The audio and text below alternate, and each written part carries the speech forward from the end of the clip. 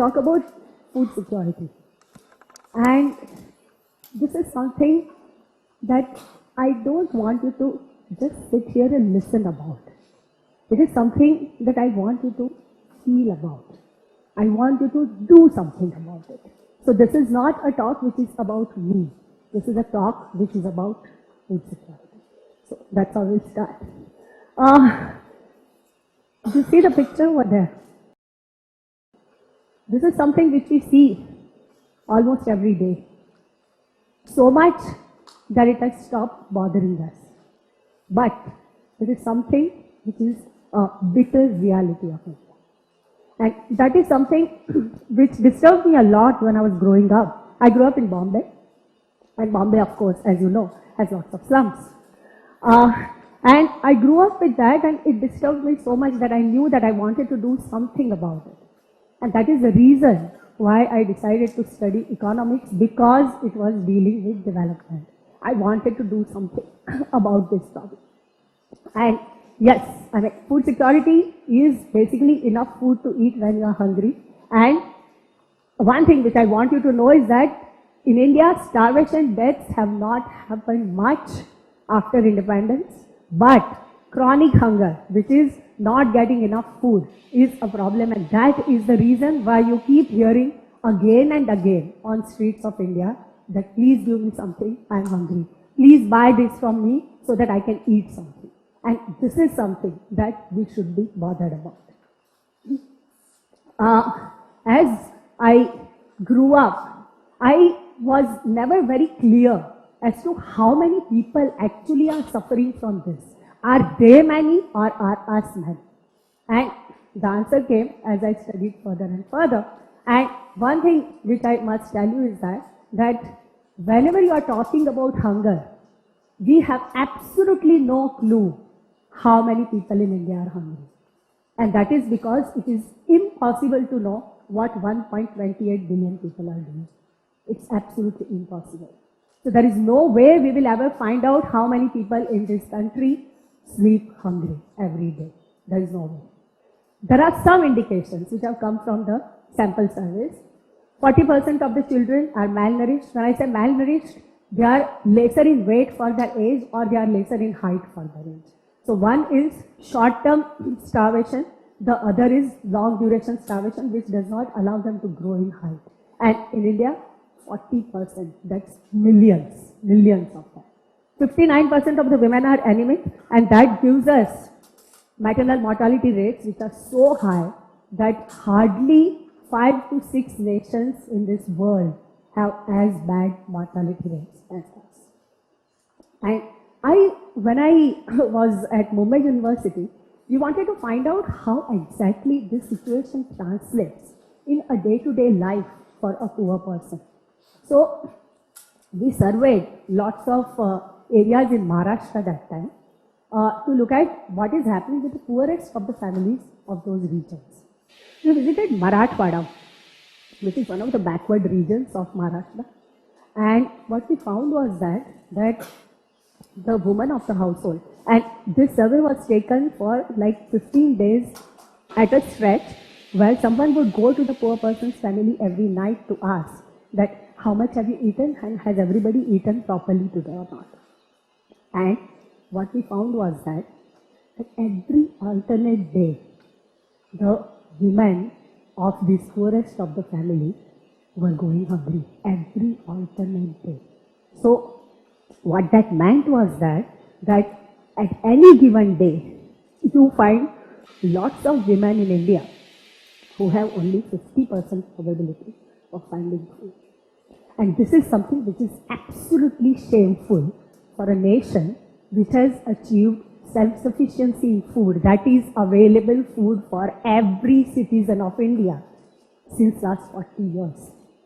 It was in late 1970s that we achieved self-sufficiency in food. And even today, this is the kind of statistics that we have.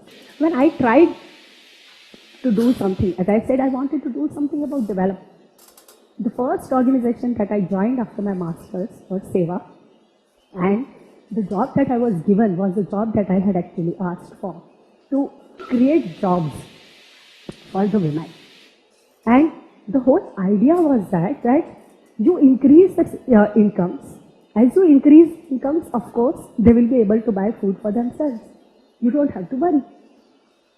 And as we were doing this work, we found out it's not easy to create jobs for people. You do not know how to do business. You cannot just create jobs because you want to create jobs. It is something that the economy takes care of. You can come in intermittently for short duration. It's not possible to provide jobs to millions and millions of people for years and years. So you cannot say that the government should be doing that. It is something that the economy should do. So then what can the government do? The government can do something which is much easier. Buy the food grains from the market at the market price and give it to the poor at subsidized rate, at the rate at which they can buy food. This is much easier. And that is precisely what we are doing in public distribution system, what we call the rationing system. So rationing system is one of the good answers that we had. Now, as you all know, there are lots of issues that are there with PDS. I would not go into the details of each and every one, but I'll just tell you about one particular struggle which we had. I was working with the NGOs of Bombay at that time, and which all of us felt that we wanted to fight about was just getting access to ration cards. I mean, unless you have ration cards, how are you going to be buying the subsidized food? So, the whole system of the government was geared towards just one thing, and that is give ration card to the right people. So you get this document, you get that document, you haven't proved this, so you would not get it. The argument was not that this system is there to feed people. The whole thing was keep out the wrong people. Don't give it in the hands of the wrong people. And there were letters that were written, there were articles that were written, there were articles which came in the journals, debates were done in so many conferences. And finally, the new food security bill is something which is a victory for all of us because it widens the scope of the bill for the first time to make it inclusive. So anybody who has any probability to go hungry is going to be covered under this bill. And this was because when the bill was being drafted, a lot of people who have studied this issue were included in the committee which formatted this bill. And that is the reason why this angle was included. In fact, even when I was working for Planning Commission for the 11th plan, this was one thing which we had brought about together with many other issues for PDS system, but this was one of the most important issues. And today, the food security bill has been made in such a way that almost 75% of Indian population will be covered under it. So, it is a huge bill, it's a very ambitious bill because 5 lakh shops, 80 crore people to be fed under the Food Security Act. And this has meant very large expenditure. This has meant an extremely huge budget. And it was, that's why maybe quite difficult to get that bill passed also. But this is the largest ever experiment in the history of humankind to feed the hungry. And India has undertaken this. Other issue with PDS, of course, as you know, is corruption. And as academicians, what we have done is we have tried to find ways of how to fight the system in a way that corruption goes away. And so, one of the works that I have done in this is one book that I came out with, which talks about the different strategies that different nations have used to take care of the problem of PDS. So, I mean, one can look at different solutions, one can talk about those solutions, include that into the policy making and make it more effective so that the grains reaches. If it doesn't, then as Professor Radhakrishnan says, government has to spend ₹6 to make ₹1 worth food grains reach the book. And that is a condition of PDS. Midday meals is another extremely important scheme which Government of India has, where all the school going children in the government schools up to the standard 7th are fed the meals. And nutritive food packets for expecting mothers is another thing which is done, but it is not as successful as the midday meals program. Midday meals program is being implemented by all states. I am talking about midday meals program because I want to talk about Akshay Patra. Akshay Patra is the organization which, in spite of being just an organization, has done something which is phenomenal. It is providing food, midday meals, to 1.5 lakh school-going children in and around Ahmedabad. And it takes the money from the government for providing those meals, but it knows that this money is not enough. So it raises its own funds, and then it does something which is really great. The entire kitchen of Akshay Patra is fully automated. So you can see the rotis being made over here by the machine. There is no human interaction. Similarly, the rice, the vegetables, the dal, everything gets made in automatic machines. And then, as you can see the dabbas over there are hundreds and lakhs of these dabbas which are made to be sent to the schools. Since last 3 years, I have been sending my students to different schools in Ahmedabad district to find out how exactly this system is working. And in last 3 years, there has not been even a single survey by a single student which has told me that this is not working. The food actually reaches hot to these schools in that system. So these are the kind of efforts which are needed as far as the civil society organizations are concerned. There are some other efforts of some other organizations which I just want to mention quickly, that because this is something which started actually in Ahmedabad many years ago, that people realize that this is something which is very difficult to achieve, to give food every day to so many people. But occasional needs which would feed in the most important and vulnerable times is something which some organization actually identified. And what they did was, they said that the patients in the government hospitals are not always provided good food. So, free tiffin services were started for the patients of the hospitals, government hospitals. And as if that's not enough, they immediately realized that it's not just the patient. The patient in India is always accompanied by a relative. So the tiffin service had another tiffin going for the relative of the patient. And the beauty of this entire experiment was that the people who made the food were volunteers, people who collected the food were volunteers, and whenever the expenses were needed, that also were given by volunteers. It was completely volunteer operated operation. And right now, there are about 7 organizations that just dial registers, which is actually giving free tiffin services to patients in India, in Ahmedabad. So, one message which I want to give through this entire talk is that our government is trying really hard. Okay, food security bill is not fully implemented yet, but there is an intention to provide 1% of the total national income to make sure that Indian population does not go hungry. That is what the government is trying to do. Organizations are trying to do something. What we do. And I just want to remind you that not so long ago, it used to be a practice in India to give away food by almost every household. My mother says that when she was growing up, her mother, which is my grandmother, used to make always 3 rotis more. 1 for the dog, 1 for the cow, and 1 for the beggar.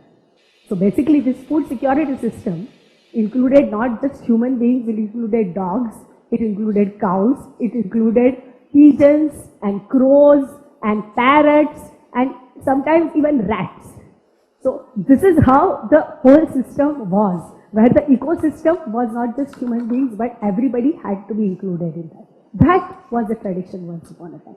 There are so many families in India which do not eat till they have fed someone. So for them, if somebody comes and eats at their house, it is a big relief because now all of them can eat. Otherwise they can't. So, I mean, it is not something which is, I am doing something for you, but it is like, please come and eat with me so that I can eat. You know, so that particular spirit is something which is also not so much kept nowadays. Gujarati families, till last generation, used to give what is called Sidhu. Sidhu is something which is monthly ration given to the poor Brahmin families. And this was something which was regularly done by almost all the middle class households that I know of, that they used to be providing monthly rations to the needy. Another very interesting practice that I have found in the villages of Gujarat, urban areas are very selfish nowadays. Villages of Gujarat I had visited, and you know, they all churn their chash and then the butter comes out. So once the butter comes out, the chash which remains is kind of thin chash. So, and if you are actually producers of milk, then you would have a lot of supply of that. So, itne bade ghade, pots which are so big, they would just take it out and put it outside the house. Whoever is passing by can drink from it, can put it in bottle and take it home, whatever they want to do. Basically, every single day, they would be providing chash to all the passers-by. This is the tradition which I have seen just 6 to 7 years ago in the villages of Gujarat. So, there are people who are giving. The only thing is that that tradition seems to be slowly declining as far as the new generation is concerned. As Western values are coming in, we are forgetting all the traditional values which we had. In fact, the building in which I stay right now, I just wanted to tell you about that also. There is a family, sweepers families, children come and they collect the extra food from everybody at night. And every time I have seen them, their plates are overflowing. So, I mean, you can do a lot if you want to help out. And see, the thing is that however much the government of India will try to feed millions of people is something which is not easy. It is an effort which all of us have to join in. And every day, every single day in the morning, there is a labor market which collects just very close to my house. And I happen to know that most of them come without taking any breakfast. Before boarding the bus to Gandhinagar, every single day, I make sure that I give either bananas or packets of biscuits to at least 20 children and women. At least 20.